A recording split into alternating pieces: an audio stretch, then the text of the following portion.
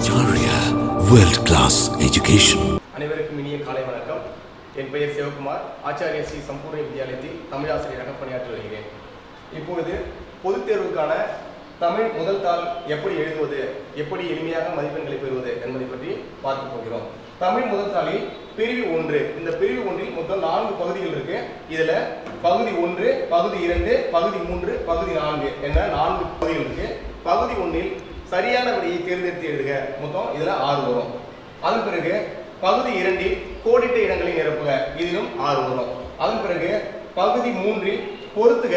மொத்தம் 4 வரும். இந்த பொறுத்துகள் பார்த்தீங்கன்னா இயல் 2, இயல் 3, இயல் 4, இயல் 5, இயல் 8, இயல் 9, இயல் 10 இந்த பகுதியை நீங்கள் தரவா படிச்சுக்கிட்டீங்க அப்படின்னா இதுல இருந்து முழு மதிப்பெண்களை நீங்க பெறலாம்.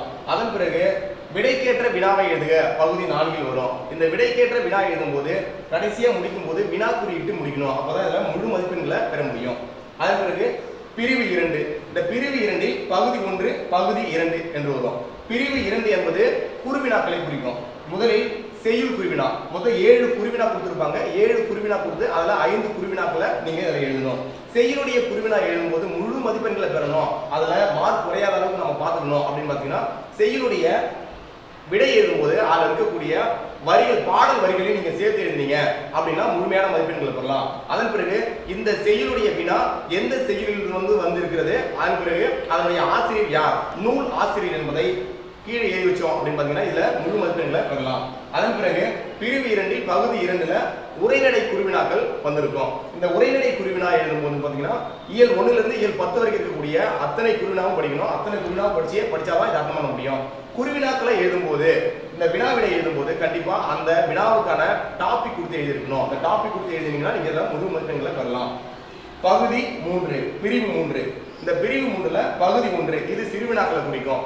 இதுல செய்யுள் சிறுவினா, உரைநடை சிறுவினா என இருக்குது. இதுல செய்யுள் சிறுவினா மொத்தம் 5 கொடுத்திருப்பாங்க. இந்த 5 கொடுத்து அதுல 3 எழுதணும்.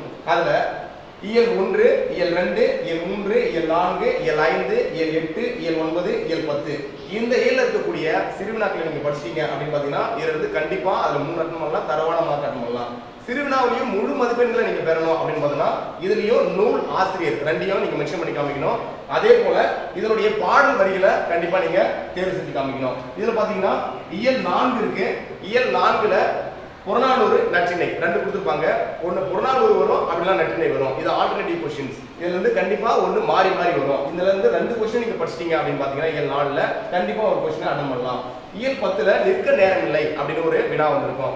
அந்த நிற்க நேரமில்லை நீங்க படிச்சிட்டீங்க, ஒரே ஒரு வினா தான் இருக்கு. அந்த ஒரு வினாவை படிச்சா அந்த ஒரு வினா கண்டிப்பா வரும், அட்டன் பண்ணலாம். அதுக்கப்புறம் இயல் 2, இயல் 2ல சிலப்பதிகாரம் கொடுத்துருக்காங்க. இந்த சிலப்பதிகாரத்துல மொத்தம் 3 வினாக்கள் இருக்கு. இந்த 3 வினாக்கள் நீங்க படிச்சிட்டீங்க அப்படின்னா கண்டிப்பா ஒரு கொஸ்டின் அதுல இருந்து அட்டன் பண்ணலாம். அதுக்கப்புறம் இயல் 3, இயல் 3ல கம்பராமாயணம் இருக்கு. இந்த கம்பராமாயணத்துல கண்டிப்பா 3 கொஸ்டின் இருக்கு. அதுல கண்டிப்பா ஒரு கொஸ்டின் வரும். இதெல்லாம் முக்கியமான வினாக்கள். இதை நீங்க படிச்சீங்கன்னா சிறுவினாவை தரவா அட்டன் பண்ணலாம். அதன் பிறகு உரைநடை சிறுவினா. உரைநடை சிறுவினாவிலே 5 கொடுத்திருப்பாங்க. அதுல 3 எழுதணும். அதுல இயல் 2, இயல் 3, இயல் 4, இயல் 6, இயல் 8, இயல் 10 இந்த வினாக்கள் எல்லாம் நீங்க படிச்சிட்டீங்க, இந்த இயல் இருக்கக்கூடிய வினாக்கள் படிச்சிட்டீங்க அப்படின்னு பாத்தீங்கன்னா கண்டிப்பா இதுல இருக்கக்கூடிய முழு மதிப்பெண்களை பெறலாம். இதுல ஒவ்வொன்றிலையும் குறியிட்டு எழுதணும். உதாரணத்துக்கு இயல் 2ல பெரியார் பெண் விடுதலை சிந்தனைகள் இருக்குன்னா அந்த பெரியார் பெண் விடுதலை சிந்தனை கண்டிப்பா அது ஒன்று வரும். அதன் பிறகு இயல் 3ல அம்பேத்கர் லெசன்ல மொத்தம் 2 இருக்கு.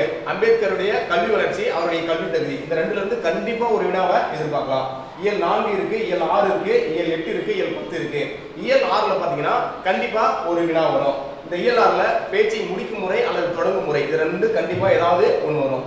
இயல் 8, இயல் 8ல காந்தியடிகள் லெசன். இந்த காந்தியடிகள் லெசன் வந்து கண்டிப்பா ஒரு வினாவை எதிர்பார்க்கலாம். அதன் பிறகு பிரிவு 4, இந்த பிரிவு 4ல மொத்தம் ஒரு பாடல் கொடுத்திருப்பாங்க. ஒரு பாடல் கொடுத்து 5 வினாக்கள் கீழே கேட்டிருப்பாங்க. அந்த பாடல் மனப்பாட பாடல்ல இருந்து வந்திருக்கலாம், அல்லது மனப்பாடம் அல்லாத பாடல் செய்யுள்ல இருந்து வந்திருக்கலாம். அந்த செய்யுளை கொடுத்து அதனுடைய பொருள் இருக்க அல்லது இலக்கண குறிப்பு அல்லது அந்த நூலுடைய அந்த பாடல் எந்த நூல்ல இருந்து வந்திருக்கு அல்லது அந்த பாடலுடைய ஆசிரியர் யாரு என்பதை கேட்டிருப்பாங்க. இதுல என்னங்கிறதுலாம் வரும் அப்படின்னு பாத்தீங்கன்னா இயல் 4ல இருக்கக்கூடிய செய்யுள் வரும். இயல் 6, இயல் 7, இயல் 9 இதுல இருக்கக்கூடிய செய்யுள்லாம் கண்டிப்பா எதிர்பார்க்கலாம். நற்றிணை, புறநானூறு, தமிழ் விடுத்தூது. இந்த தமிழ் விடுத்தூதை மொத்தம் 5 பிரிவுகளாவே பிரிப்பாங்க. அதுல அந்த 5 தொகுதிகளா பிரிச்சுன்னா அந்த 5 தொகுதியில இருந்து கண்டிப்பா வரும். இதனுடைய பாடல்ல என்ன பாடல் வந்திருக்கு அப்படின்னு தெரியல அப்படின்னா கீழே இருக்கக்கூடிய வினாக்களை நீங்க படிச்சு பாத்தீங்கன்னா அதுல இருக்கக்கூடிய சொல்ல வச்சு நாம என்ன பாடல் கண்டுபிடிக்கலாம். அதன் பிறகு இதுல ஆசிரியர் பேர் கேட்கும்போது நந்தி கலம்பகத்துக்கும் தமிழ் விடுத்துவதுக்கும் ஆசிரியர் கிடையாது. இந்த நந்தி கலம்பகத்திலிருந்து பாடல் அல்லது தமிழ் விடுத்துவதிலிருந்து பாடல் வந்துச்சு அப்படின்னு பாத்தீங்கன்னா கண்டிப்பா அதனுடைய ஆசிரியர் யார், நந்தி கலம்பகத்தின் ஆசிரியர் யார் அல்லது தமிழ் விடுத்துவதின் ஆசிரியர் யார் என்று கண்டிப்பா ஒரு வினா வரும். இதுல கொஞ்சம் கூட குழம்பிடக்கூடாது. நந்தி கலம்பகம் அப்படின்னா ஆசிரியர் யார் என அறியப்படவில்லை, தமிழ் விடுத்துவது என்றால் அதிலும் ஆசிரியர் யார் என அறியப்படவில்லை என்று தெளிவா தெரிஞ்சு வச்சிருக்கணும். மற்ற எல்லாத்துக்கும் ஆசிரியர் பேர் இருக்கு. அதன் பிறகு பாத்தீங்கன்னா இந்த பிரிவு 4 ஒரு பத்தி கொடுத்திருப்பாங்க. அந்த பத்தியை கொடுத்து 5 வினாக்கள் கேட்டிருப்பாங்க. அந்த 5 வினாக்கள்ல முதல் 4 வினாக்கள் எப்படி இருக்கும் பாத்தீங்கன்னா அந்த பத்தியிலிருந்து விடையை தேர்ந்தெடுத்து அந்த வரிகளை தேர்ந்தெடுத்து எழுதுற மாதிரி இருக்கும். 5வது வினா மட்டும் எப்படி இருக்கும் பாத்தீங்கன்னா அந்த பத்திக்கு நீங்க ஏதாவது ஒரு தலைப்பு கொடுங்க அப்படின்னு சொல்லுவாங்க. அந்த தலைப்பு நீங்க கொடுக்கக்கூடிய தலைப்பு எப்படி இருக்கும் பாத்தீங்கன்னா அந்த பத்திக்கு பொருத்தமான தலைப்பா இருக்கணும். சரியா என்னால கண்டுபிடிக்க முடியல அப்படின்னு பார்த்தா அந்த பத்தி எதை பத்தி சொல்லுதோ அதுல இருந்து ஒரு 2 சொற்களை எழுதி வச்சாலே அது தலைப்பாக அமையும். அதன் பிறகு பிரிவு 5. இந்த பிரிவு 5ல நெடுவினாக்கள் கொடுத்திருப்பாங்க. நெடுவினா பாத்தீங்கன்னா செய்யுள் நெடுவினா 2 கொடுத்திருப்பாங்க, உரைநடை நெடுவினா 2 கொடுத்திருப்பாங்க. செய்யுள் நெடுவினா ஆ பிரிவு 2ல கொடுத்திருப்பாங்க. இந்த ஆ பிரிவு வரக்கூடியது எப்படி பாத்தீங்கன்னா இயல் 1ல இருந்து இயல் 5 வரைக்கும் இருக்கக்கூடிய ஒரு வினா வரும். ஆ பிரிவுல இயல் 6ல இருந்து இயல் 10 வரைக்கும் இருக்கக்கூடிய ஒரு வினா வரும். அதுல நீங்க ஏதாவது இருக்கிற டைம்ல பாத்தீங்கன்னா எதுவுமே படிக்கல அப்படின்னு சொல்றவங்க இயல் 1ல இருந்து இயல் 5 வரைக்கும் இருக்கக்கூடிய நெடுவினாவை நீங்க இப்ப தரவா படிச்சாலும் அதுல முழு மதிப்பெண்களை பெறலாம்.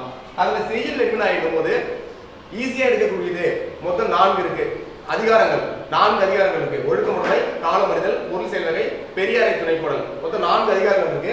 இந்த 4 அதிகாரத்துல இருந்து கண்டிப்பா ஒரு அதிகாரம் ஏற வரும். அதை நீங்க எடுத்து எழுதும்போது அதுல முழு மதிப்பெண்கள் பெறலாம். அதுல முழு மதிப்பெண்கள் பெறதுக்கு எழுதக்கூடிய முறை இருக்கு.